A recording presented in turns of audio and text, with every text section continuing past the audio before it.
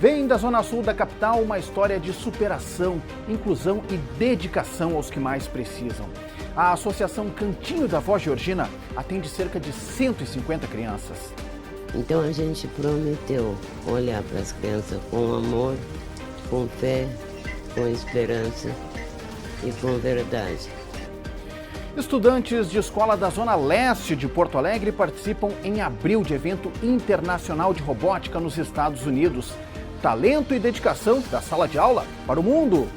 Por aqui, o pessoal pensou em soluções para a comunidade e, a partir daí, com muita criatividade, surgiu a reprodução desse espaço de lazer, com elementos de um mundo totalmente sustentável. Um resgate da história do Rio Grande do Sul. Com um acervo de 10 mil peças, o Museu Júlio de Castilhos proporciona aos visitantes uma viagem no tempo.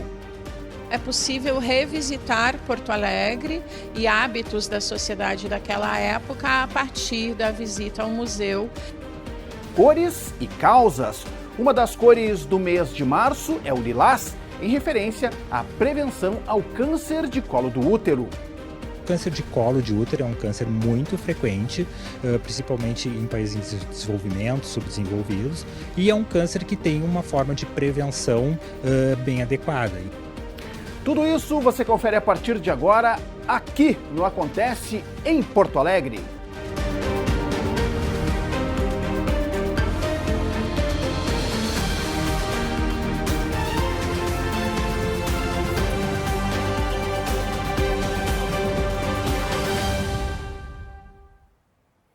Olá, está no ar o Acontece em Porto Alegre, a sua revista semanal de informação, variedades, serviço e cultura da TV Câmara. Na abertura do programa, no quadro Legislativo em Movimento, vamos contar uma história emocionante. A história da Vó Georgina. Responsável pela Associação Cantinho da Vó Georgina, no bairro Teresópolis, Zona Sul da capital, Georgina Conceição Alves, de 76 anos, atende a mais de 100 crianças. E por toda essa dedicação e amor ao próximo, a Procuradoria Especial da Mulher, aqui da Câmara Municipal, prestou uma homenagem à Vó Georgina, em alusão também ao mês da mulher. Confira. Meus 3 filhos foram queimados, 3 têm cicatriz. Sabe que é uma mãe entrando num pronto-socorro chorando com os 3 filhos queimados, que a casa prendeu fogo, e eu também queimado. E aí eu prometi para Deus, se meus filhos se salvassem, eu jurava por Deus que eu faria tudo que tivesse no meu alcance para que outras pessoas não passassem o que eu passei. Catar lixo para sustentar meus filhos. E foi com essa promessa que começou o Cantinho da Vó Georgina, localizado na Zona Sul da capital. Vó Georgina não conhece os limites do amor. Tem 4 filhos legítimos, 10 adotivos e mesmo em meio a tantas dificuldades, acolhe mais de 150 crianças carentes. E por toda essa história, a Vó Georgina foi homenageada aqui no plenário Otávio Rocha pela Procuradoria Especial da Mulher do Legislativo em reconhecimento ao trabalho social desempenhado na comunidade. A Vó Georgina é um símbolo para nós, porque ela cuida de 150 crianças na sua própria casa, para que essas mulheres, mães das crianças, possam trabalhar. E nós sabemos que para uma mãe trabalhar tranquila, o filho precisa estar em segurança, ele precisa estar em segurança com a alimentação.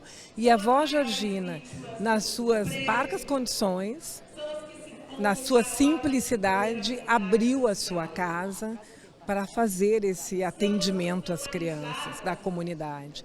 Isso é emocionante, isso tem que ser reconhecido, inclusive aberto para o executivo, para todos os governos, para a iniciativa privada, para que ajudem, porque uma mulher precisa deixar o seu filho em segurança. Aos 76 anos, Georgina Conceição Alves, carinhosamente chamada de Vó Georgina, tem muitas histórias para contar. Em sua maioria são relatos de pura superação e amor ao próximo, uma lição que foi muito bem aprendida pelos filhos. E do exemplo vem um legado, fazer o bem sem olhar a quem. Eu vejo assim como um exemplo de família, né? Que a gente tem que fazer o bem sem olhar a quem, assim como a gente pode precisar também de outras pessoas, as pessoas precisam de nós. Então é isso que ela ensinou para nós, fazer o bem sem olhar a quem. Não importa a cor, a raça, se é homem, se é mulher, se é criança, se é idoso, não importa o que é. A gente faz o bem sempre sem olhar a quem. Como eu nasci já dentro do projeto, né? Eu acho que eu faço parte do projeto. E para nós é um natural, assim, nem me sinto fazendo um projeto, assim. Faz parte da vida da gente, a gente já está tão acostumada. Quando eu nasci, eu já tinha irmão de criação, já tinha todo esse trabalho na vida dela, então é muito natural para mim, nem consigo perceber que é um trabalho, assim, um projeto. A gente adora o que faz, a gente ama muito o que a gente faz, né? Porque quando eu nasci, né, como mais velha, eu já tinha irmãos de criação, então é natural, né? A gente faz por amor mesmo. E tudo que ela passou para nós e nos ensinou, a gente passa para os nossos filhos, para os nossos netos e passa para essas crianças, né? Fazer deles, como palavras dela, né? Deles, uma criança ver o futuro deles de amanhã, né? Então, para nós é muito bom o que a gente faz. A gente sente muita falta quando eles estão em férias. Por que é importante fazer o bem? Por causa que, para mim, eu posso fazer o bem por causa que eu gosto das pessoas. Vó Georgina já perdeu as contas de quantas pessoas ajudou nesses 40 anos de acolhimento. Mas quem foi acolhido no cantinho da Vó Georgina jamais esquece. Como é que a senhora se sente acolhida aqui nesse... Eu me sinto em casa, como se eu fosse filha, né? Que desde o começo da creche eu sempre estive junto com ela aqui, com as gurias dela. Então, e hoje... da família, né? Tem outros netos que criaram aqui também, hoje já estão casados, têm a sua vida. A Raíssa também. E hoje veio o Noah, né? Noah acabou de nascer e já está fazendo parte da história. Parte da história da família da Vó Georgina. E a Vó Georgina, que tanto nos ensina sobre amor e acolhimento, foi acolhida e parabenizada pelo Legislativo.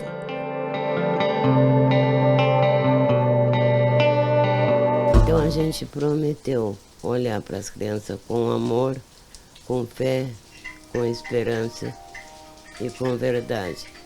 E a coisa mais importante na vida de um ser humano não é vir aqui trazer 1 quilo de arroz e dar um feijão para os nossos filhos, para essas crianças, mas o amor é bem mais importante.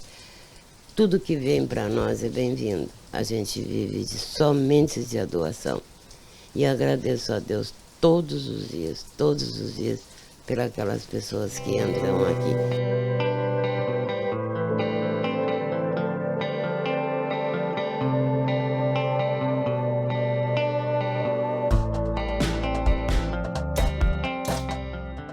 Aí, né? Que bela iniciativa. Pode aplaudir daí, que a gente aplaude daqui também a Vó Georgina, né? Muito legal o trabalho que a Vó Georgina faz lá na Zona Sul da capital.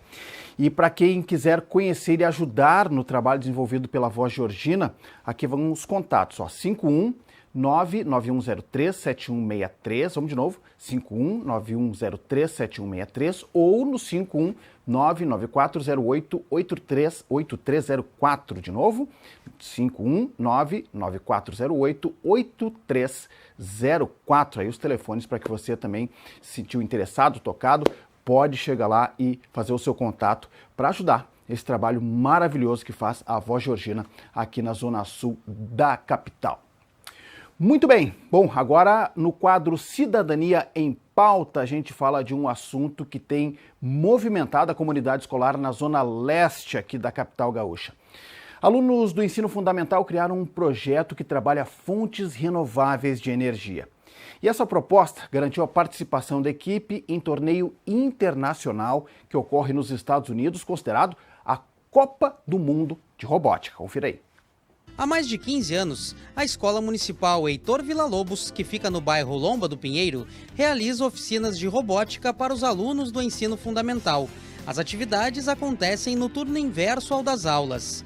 Por aqui, o objetivo é despertar o interesse dos estudantes pelo universo da ciência e da tecnologia. O material por si só, eles vivem nessa era tecnológica, né? Eles já estão usando, eles são usuários, né, de tecnologia. O que falta, então? É a gente passar de usuário a produtor, né? Então, não só consumir, mas também fazer coisas a partir da tecnologia, né? E esse tipo de ferramenta da robótica educacional, ela propõe isso, né? Construção, programação, resolução de problemas acima de tudo. E é justamente aí que acontece a aprendizagem do aluno. E esse desafio de resolver o problema do aluno gera bastante motivação, E aqui os alunos às vezes nem querem ir embora da escola. As pesquisas e os exercícios práticos na área da tecnologia já renderam bons frutos ao colégio. Em dezembro do ano passado, uma equipe formada por 6 alunos do ensino fundamental ficou em primeiro lugar em uma competição nacional que aconteceu em Curitiba, no Paraná. O desempenho garantiu aos estudantes uma vaga na First League Explorer, considerada uma espécie de Copa do Mundo de robótica. Para disputar as competições, os alunos apresentam projetos que têm como tema o desenvolvimento de fontes renováveis de energia. Por aqui, o pessoal pensou em soluções para a comunidade e, a partir daí, com muita criatividade, surgiu a reprodução desse espaço de lazer, com elementos de um mundo totalmente sustentável. A gente sempre tenta, todos os anos, sempre ver um problema que está mais próximo de nós. Ou seja, mais próximo de nós, da nossa escola, do nosso bairro, da nossa cidade. E eu acho que a gente tem que trazer essa coisa mais perto de nós, porque a gente está aqui trabalhando, meio que brincando, só que isso pode ser um projeto que daqui no futuro pode ser botado até para frente, porque querendo ou não, a gente tem umas ideias que são muito boas e que seriam muitas possíveis soluções. O torneio ocorre em Houston, no Texas, entre os dias 19 e 22 de abril. Para chegar aos Estados Unidos, a Prefeitura de Porto Alegre irá providenciar os recursos necessários para viabilizar a viagem. Os custos com deslocamento, hospedagem e alimentação dos alunos e professores serão pagos pela SMED, a Secretaria Municipal de Educação. Cada vez que uma equipe avança depois de uma etapa regional ou mesmo estadual, né, não é simples todo o procedimento, nós lidamos com a verba pública, né? Então toda a gerência dessa verba, ela demanda processos e procedimentos que depende de tempo para isso, né? Algo que a gente poderia pensar mesmo aqui na prefeitura ou mesmo em nível de estado, né? Algo que financiasse essas pessoas. Entre instituições públicas e privadas, a Escola Municipal Heitor Villa-Lobos é o único colégio brasileiro classificado para a competição. Com passagens agendadas e as malas prontas, os lobóticos estão preparados para deixar a zona leste de Porto Alegre, cruzar a América e representar o Brasil no Campeonato Mundial.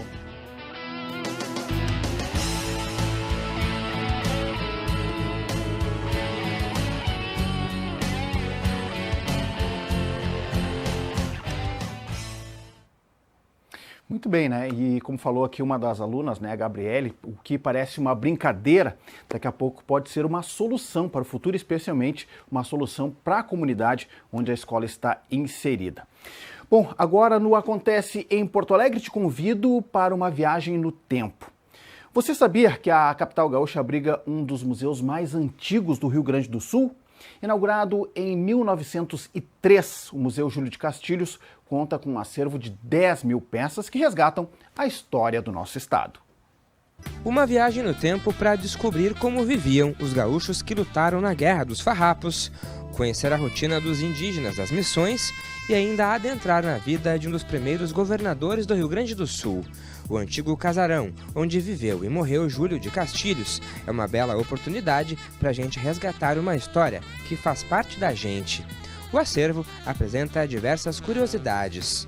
Esta miniatura, por exemplo, é de um navio que já viajou de Porto Alegre a Pernambuco, Buenos Aires e Rio de Janeiro no século XIX. Outro fato curioso exposto no museu é a história do Francisco Ângelo Guerreiro. No início do século XX, Francisco chamava a atenção por sua altura de mais de 2 metros. Um caso raro de gigantismo que mobilizou a medicina gaúcha na época. E quem for visitar o Museu Júlio de Castilhos vai se deparar com uma exposição interativa, equipamentos do século XX que foram doados aqui para o museu justamente para aguçar a curiosidade, porque são equipamentos que fazem parte da cultura gaúcha e também de todo o imaginário gauchesco. Esse aqui que está aqui ao meu lado, tu consegue imaginar que equipamento é esse lá do século XX? Quem pensou em liquidificador acertou. Por aqui também é possível conhecer mais a história do povo caigangue, seja pela arte do grafismo e de utensílios da cultura indígena, como essas urnas funerárias. Este casal de namorados veio de Eldorado do Sul visitar a exposição. Muita coisa diferente, muitas histórias diferentes. Temos aqui um pouco da história da mulher, da história indígena e do Rio Grande do Sul, tudo juntinho no mesmo museu. E essa exposição indígena aqui para ti, o que tu achou de mais legal aqui? Porque a gente entra aqui e é meio que a gente parece que está entrando no lugar deles, né? Em outra vida, né? Eu acho bacana os artefatos que tem nele, tipo arco e flecha, espada, lança, tudo que eles faziam antigamente, sabe? É uma coisa bacana de se ver. Quer dizer, é uma história que faz parte da gente também, porque a gente também está inserido nisso. Sim, com certeza. E eu acho bacana que tipo, a gente consegue lembrar tudo que aconteceu antigamente para ver o que é hoje em dia, as coisas assim. A diretora do Museu Júlio de Castilhos comenta que um dos espaços que mais chama a atenção dos estudantes é este quarto estilo império, mobiliários e objetos que remontam o jeito de viver dos nossos antepassados. O fato de estarmos em plena Duque de Caxias, no núcleo do poder que já era na época, quando o Palacete de Barro, por exemplo, foi construído e onde o Júlio de Castilhos atuou na condição de presidente, e isso realmente está atrelado, porque os hábitos do vestir, por exemplo, que nós apresentamos na exposição Narrativas do Feminino, fazia parte especialmente da capital, do interior, então é possível revisitar Porto Alegre e hábitos da sociedade daquela época a partir da visita ao museu, sendo que, obviamente, o que nós aqui apresentamos, muitas peças são coletadas também no interior do estado. Então, bora se agendar e vir conhecer o Museu Júlio de Castilhos? O endereço é na Rua Duque de Caxias, números 1205 e 1231, no Centro Histórico de Porto Alegre. A entrada é gratuita. O Museu Júlio ele está aberto ao público de terças a sábados, das 10 às 17 horas. Apresenta duas casas, uma de 1889 e outra de 1913, onde as exposições estão assentadas, além de um prazeroso jardim totalmente seguro em pleno centro histórico. Então fica o convite para o público da TV Câmara que venha conhecer um pouco da história do estado, um pouco da história de Porto Alegre, e se enxergar também em nossas exposições e nossos espaços. Será um prazer receber a todos e todas.